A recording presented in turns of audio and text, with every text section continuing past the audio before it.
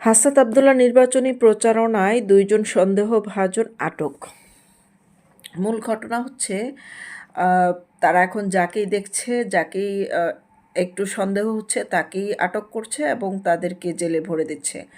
কারণ তারা সবাইকে এখন ভারতের মনে করছে। কারণ তারা এমনভাবে শত্রু তৈরি করেছে, এমনভাবে মানুষ মানে ভারতকে রাগিয়েছে যে তারা এখন ছায়াকেও ভারতের মনে করে বা আওয়ামী লীগের দোসর মনে করে। তাহলে তাদের যে যারা সহযোগী এই যে আপনার হাদির বন্ধুকে বানিয়ে দিল, সহযোদ্ধাকে বানিয়ে দিল তার হত্যাকারী। এখন আবার হাসনাত বা অন্য যারা আছে তারাও তো নিজেদের সহযোগী যারা ছাত্রলীগ করতো বা এখনও তারা সন্দেহ করে যে তারা বোধহয় এখনও ছাত্রলীগের মানসিকতায় আছে বা তাদের সঙ্গে যারা বের হয়ে আসছে ছাত্রলীগ থেকে তাদেরকে তো তারাই মেরে ফেলবে। তো তারা সবাই সাবধান হয়ে যাও, সাবধান হয়ে যাও, তোমরা তাদের হাতে মরার আগে